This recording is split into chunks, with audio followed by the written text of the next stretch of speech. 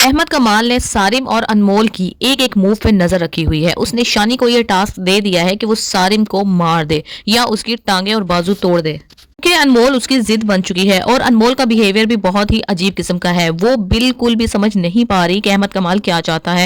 हालांकि कहा यही जाता है कि औरत तो मर्द की नजर को पहचान लेती है और ऐसा होता भी है, लेकिन इतनी चालाक होने के बावजूद इसको ये समझ नहीं आ रही कि अहमद कमाल की नजरों में उसके लिए कैसे जज्बात हैं। ये भी नहीं देख पा रही कि अहमद कमाल सिर्फ उसी के ऊपर इतना क्यों मेहरबान है। ऑफिस में तो और भी बहुत सी लड़कियां काम करती हैं, उनको तो वो गिफ्ट नहीं देता, उनको तो वो घर में दावत में नहीं बुलाता। उनके इंसान को साफ पता चल जाता है और ऑफिस में भी बातें होनी शुरू हो जाती हैं। जिस तरह से सारिम आता है और जिस तरीके से वो उसको काम देता है, बिजी कर देता है। सारिम उसको नई स्कूटी लाके देता है उसकी बर्थडे के ऊपर, या सारिम उससे नाराज हो जाता है। ये इन दोनों का मियां बीवी का आपस का मामला है। तो तुम्हें क्या जरूरत है अहमद कमाल को हर बात की अपडेट देने की कि तुम दोनों के दरमियान क्या हो रहा है। तुम दोनों एक दूसरे से नाराज हो, मान जाओ या कुछ भी हो, अपनी आपस की बातें कौन अपने बॉस को बताता है। उसी साइड पे अनमोल की जो सास है वो उसको जितनी बातें सुनाती है, वैसे उसने बात बिल्कुल ठीक की है कि सिर्फ निकाह हुआ है, अभी तक रुखसती नहीं हुई है और तुम इस तरह से उसके साथ घूमती फिर रही हो, हर जगह पर आ रही हो जा रही हो। लोग इस चीज को अच्छा नहीं समझते। अगर उसने उसको ये बात बताई है और वो अपने बेटे के सामने नहीं शो करी, तो तुम उसके बेटे को बता दो कि अगर तुम्हारा मूड खराब है तो सास की किन बातों की वजह से खराब है।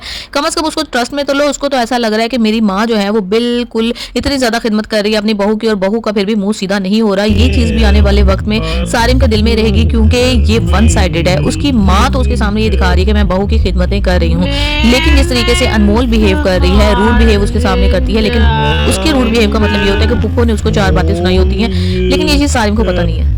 अरीबा जो है वो शानी के पैसे का खूब ही इस्तेमाल कर रही है और 2-2 लाख के सूट उसने लिए हैं, गोल्ड के गिफ्ट्स लिए हैं, उसने अपनी माँ बहन को भी गोल्ड के गिफ्ट दिए हैं। इन पैसों से दिए हैं वो पैसे जो इसने सारिम को कत्ल करने के लिए, उसको मारने के लिए कमाल से लिए हैं। अरीबा कभी भी शानी से शादी नहीं करेगी। शानी तो बड़ा खुश है कि चलो एक लड़की मेरे हाथ आ जाएगी, लेकिन वो पागल नहीं है, वो हवा में उड़ना चाहती है। वो चार दीवारों में कैद तो कभी भी नहीं होगी। उसे बहुत अच्छे तरीके से पता चल गया कि शानी किस किस्म का गुंडा और घटिया किस्म का आदमी है, ये औरतों के बारे में क्या सोचता है और उनकी आजादी के बारे में क्या सोचता है। अरे अरीबा की माँ भी बड़ी ही अजीब औरत है। मैं कहती हूँ कि मैगजीन, इंग्लिश मैगजीन के ऊपर उसने अपनी बेटी की तस्वीर देखी है, फिर भी उससे चंदा फर्क नहीं पड़ा। जरा से डांट देने के बाद वो नॉर्मल हो गई है। यानी उसको कोई फर्क नहीं पड़ता कि उसकी बेटी किन रास्तों पर निकल चुकी है, कहाँ जाके काम करती है। जिस किस्म की तस्वीरें मैगजीन्स के ऊपर आती हैं, नहीं कोई किसी किस्म की फिक्र नहीं है। बस उसको ये है कि हमारे सर से हमारे गले से बला उतरे और शानी के गले में जाके चढ़े। कुछ लड़कियां जो है ना वो अपने घर वालों को भी अपनी हरकतों की वजह से इतना जलील कर देती हैं कि उनकी माएँ चाहती हैं या उनकी ख्वाहिश बन जाती है कि मेरी बेटी जल्द अज जल्द जहाँ जैसा तैसा कोई रिश्ता मिले तो मैं इसकी शादी करूं और उनके सर पे मंड दूं अपनी बेटी को, फिर वो जाने जैसी मर्जी जिंदगी गुजारे, कम से कम हमें तो कोई नहीं कहेगा ना, हमारा इशू तो खत्म हो जाएगा।